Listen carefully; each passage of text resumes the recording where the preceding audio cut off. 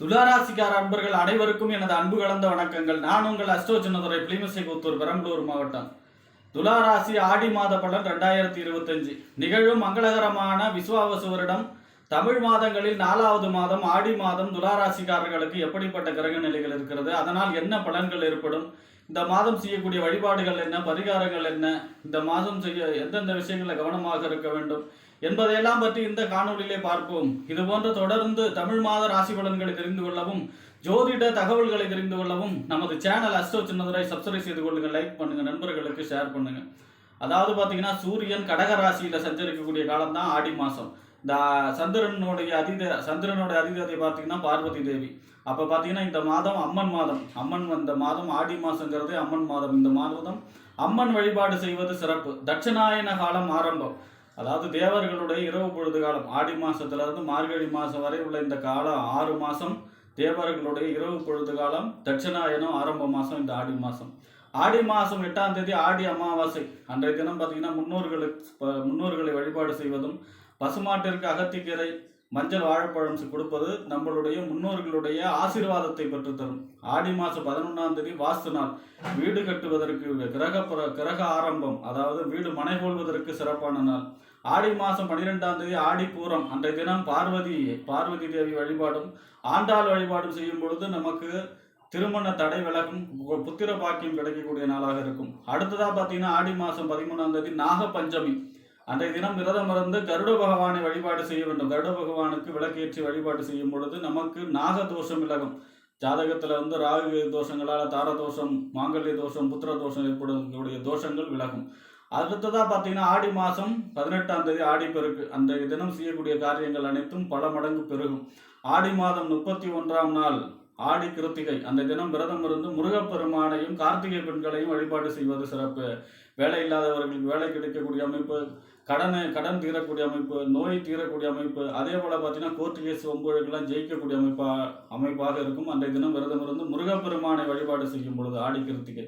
ஆக இப்படிப்பட்ட சிறப்பு வாய்ந்த இந்த ஆடி மாதத்திலே உங்கள் ராசிநாதன் துளாராசியோடைய அதிபதி சுக்கிரன் உங்கள் ராசிக்கு 8ஆம் இடத்துல போய் ஆட்சி பெற்று சஞ்சரிக்கிறார். இன்னொரு ஆட்சி வீட்டில் போய் ஆட்சி பெற்று சஞ்சரிக்கிறார் 10ஆம் தேதி வரை.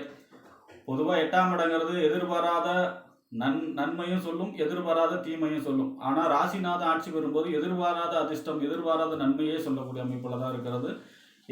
10ஆம் தேதி வரை. 10ஆம் தேதிக்கு பிறகு உங்கள் ராசிக்கு 9ஆம் இடத்துல இருக்கார். ஏற்கனவே அங்கு குரு இருக்கார். அதாவது பெரும் தனத்துக்கு அதிபதி குரு, கையிருப்பு பணத்துக்கு அதிபதி சுக்கிரன். அப்போ அவங்க 2 பேரும் போய் 9ஆம் இடம் பாக்கியஸ்தானத்தில் இருக்கார். அப்படிங்கும்போது யோகம். அதாவது 9ஆம் இடங்கிறது தந்தை ஸ்தானம், பாக்கியஸ்தானம், தொலைதூர பயணம், உயர்கல்வி ஸ்தானம். ஓடிப்போனவனுக்கு 9ஆம் இடத்து குருன்னு சொல்லுவாங்க. 9ஆம் இடத்துல குருவோட உங்கள் ராசிநாதன் சேர்ந்திருக்கார். அதிர்ஷ்டம், அதாவது எதிர்பாராத நன்மை, எதிர்பாராத அதிர்ஷ்டத்தை சொல்லக்கூடிய அமைப்பாகவே சொல்லலாம். வெளிநாடு சம்பந்தமான முயற்சிகள் கைகூடும். தந்தை வழி அனுகூலங்கள், ஆதாயங்கள் எல்லாம் கிடைக்கக்கூடிய அமைப்பாக இருக்கும். அதே போல பார்த்தீங்கன்னா எதிர்பார்த்த காரியங்கள் அனைத்தும் நடைபெறும். அடுத்ததாக பார்த்தீங்கன்னா உங்கள் ராசிக்கு 2ஆம் இடம் வாக்கு, தனம், குடும்பம், வருமானம்னு சொல்லக்கூடிய 2ஆம் இடத்திற்கும் 7ஆம் இடம் என்று சொல்லக்கூடிய கணவன் அல்லது மனைவி, நண்பர்கள், கூட்டு தொழில் ஸ்தானம், அதாவது வாழ்க்கை துணை ஸ்தானம். இந்த 2க்கும் 7க்கும் உடையவர் யாருன்னா செவ்வாய் உங்கள் ராசிக்கு 11ஆம் இடத்துல செஞ்சிருக்கிறார். லாபஸ்தானத்தில் மூத்த சகோதர ஸ்தானம், அபிலாஷைகள் பூர்த்தியாகக்கூடிய இடம் 11ஆம் இடம் லாபஸ்தானம். பொதுவாக 2, 11 எப்பெல்லாம் சம்மந்தப்படுதோ பொருளாதாரம் சம்பந்தமான வளர்ச்சி இருக்கும். கேட்ட இடத்துல கடன் கிடைக்கிறது, உங்களுக்கு வர வேண்டிய பணமெல்லாம் சேரக்கூடிய அமைப்பு, அடுத்தவங்க பணமாவது உங்கள் கையில் பெறக்கூடிய அமைப்பு, பொருளாதார சம்பந்தமான வளர்ச்சி இருக்கும், வருமானம் இருக்கும்.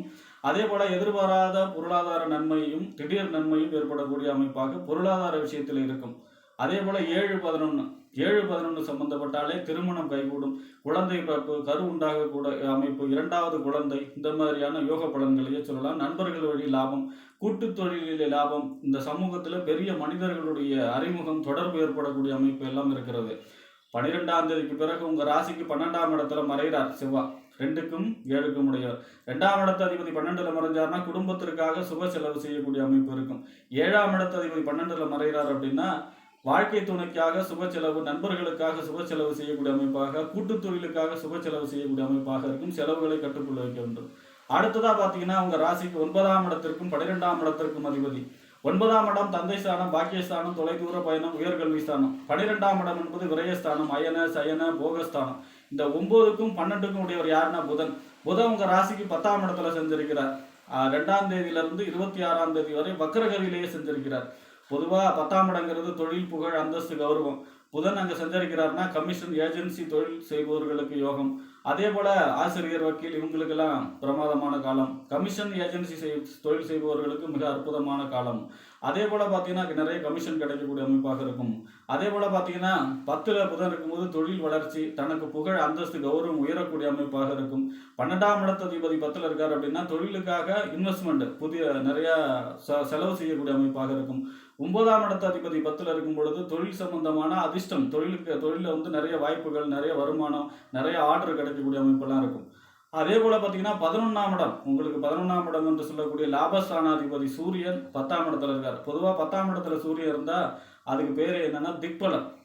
10ஆம் இடத்துல சூரியன் இருக்கும் பொழுது திக்பலம்ங்கிற பலத்தோடு இருப்பார். அப்போ 10ஆம் இடத்துல சூரியன் இருப்பது யோகம். இப்போ சூரியனே பார்த்தீங்கன்னா புகழ், அந்தஸ்து, கௌரவத்துக்கு உரியவர். 10ஆம் இடங்கிறது புகழ், அந்தஸ்து, கௌரவம். அப்போ புதிய பதவி, பொறுப்பு. அதே போல் பார்த்தீங்கன்னா தொழில் சம்பந்தமான வளர்ச்சி, உத்தியோக சம்பந்தமான உயர்வு, இந்த மாதிரியான நல்ல பலன்களையே அதிக அளவு நடக்கும். 10ஆம் இடத்துல சூரியன் இருப்பது அவ்வளோ அற்புதமான பலன். அதாவது தொழில் சம்பந்தமான உங்களுடைய புகழ், அந்தஸ்து, கௌரவம் இதெல்லாம் உயரக்கூடிய அமைப்பு. மாமியார் வழி ஒத்துழைப்பு, மாமியார் வழியான ஒரு சில அனுகூலங்கள் கிடைக்கக்கூடிய அமைப்பு. இது மாதிரியான யோக பலன்கள் நடக்கக்கூடிய அமைப்பாகவே துளாராசிக்காரர்களுக்கு இந்த ஆடி மாதம் அமைகிறது. ஆக பெரும்பாலும் கிரகங்கள் 6, 8, 12 மறைவு இல்லாமல் நன்மையான பலன்களே அதிக அளவு இருக்கிறது. அதுவும் உங்கள் ராசிநாதன் தான் பார்த்தீங்கன்னா 8ஆம் இடத்துல ஆட்சி பெற்று 10ஆம் தேதி வரை இருக்கார். அதுவும் மறுபடியும் 9ஆம் இடத்துக்கு போய்ட்டுறாரு. அப்போ 9ஆம் இடங்கிறது பாக்கியஸ்தானத்துக்கு போய்ட்டுறாரு. அப்போ இந்த மாதம் ஆடி மாதங்கிறது பெருமளவு பார்த்தீங்கன்னா 11ஆம் இடம், 10ஆம் இடமாகவே கிரகங்கள் இருக்கிறதுனால, 9ஆம் இடமாகவே கிரகங்கள் இருப்பதால் பெரிய ஒரு நல்ல அதிர்ஷ்டகரமான மாதமாகவே துளாராசிக்காரர்களுக்கு ஆடி மாதம் அமையும் என்று கூறி விடைபெறுகிறேன். நன்றி, வணக்கம்.